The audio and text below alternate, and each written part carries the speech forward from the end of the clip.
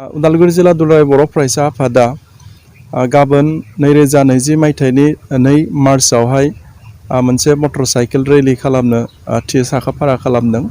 दा बेखौ मोननै जनाव स्टार्ट खालामनानै मोननै जनाव फोजोबहैनाय थि खालामदों।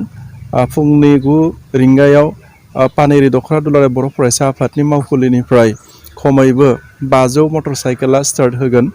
आरोबाव मोनसे जना हरसिंगा दख'रा दुलाराय बर' फरायसा आफादनि मावखुलिनिफ्राय बेयावबो खमैबो 500 मटर साइकेला स्टार्ट खालामनानै उदालगुरि साब डिभिजननि आन्दाराव थानाय बर' बाजार दख'रा दुलाराय बर' फरायसा आफादनि मावखुलिनि खाथियाव थानाय गेलेग्रा फोथाराव फोजोबहैनो थाखाय थि खालामदों।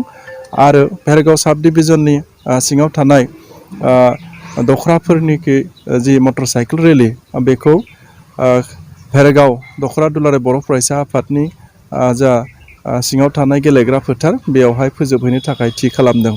दा बे मटर साइकेल रेलिनि गेजेरजों गाबोन बेखौनो दुलाराय बर' माहारिनि गेजेराव दुलाराय बिटिआरनि गेजेराव बा आसामनि आरो भारतनि गेजेराव मोनसे मेसेज होनो थाखाय थि खालामदों। बेनो जाहैबाय थांनाय जानुवारि दाननि 27 खालार 2020आव भारत सरकार, आसाम सरकार आरो बर'नि सोमावसारारि आफाद NDFB मोनब्रै हान्जा आरो दुलाराय बर' फरायसा आफादजों जे मोनसे बिटिआर एकर्ड जाबाय, बे एकर्डखौ बरायनानै सारा मुलुगाव मोनसे मेसेज, मोनसे गोजोननि मोनसे मेसेजखौ होनो थाखाय थि खालामनाय जादों दुलाराय बर' फरायसा आफाद उदालगुरि जिल्लानिफ्राय।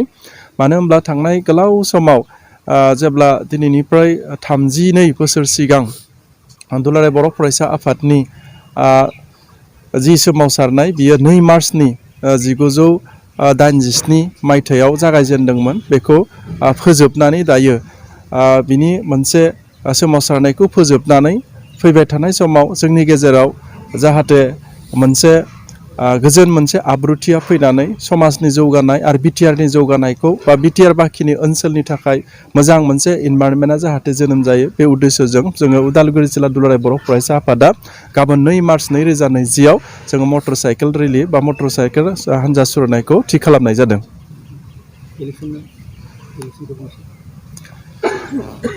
फैबाय थानाय जा BTC इलेक्सन बेखौ जोङो उदालगुरि जिल्ला दुलाराय बर' फरायसा आफादा दुलाराय बर' फरायसा आफादनि जा बोसोन बायदियै जोङो UPPL हान्जाखौ आबुङै मदद होनानै जोंनि जा सरकार दानाय बेखौ जाफुंसार होनो थाखाय जोङो मोनफ्रोमबो स्तराव जों खामानि मावदों। बिनिनो जों दुलाराय बर' फरायसा आफाद हिसाबै मोनफ्रोमबो बुथ लेभेलनि UPPLनि कमिटिजों लोब्बा लाखिनानै जोङो खामानि मावगासिनो दङ। आरो बेवहाय आङो जोंनि उदालगुरि ओनसोलाव थानाय गासै हारि माहारि बेयाव माने रायजो जानाय गासै रायजो राजा नोंथांमोनखौ आङो गोरबोजों खावलायदों जे जोंनि मोनसे गोजोन आरो आब्रुथिनि आरो जौगाथायनि मोनसे सरकार नांगोनब्ला जोंनि UPPLनि हान्जाखौ देरहासार खालामनानै जोंनि मोजां खुंगिरिखौ जोङो सायख'नो नांगोन।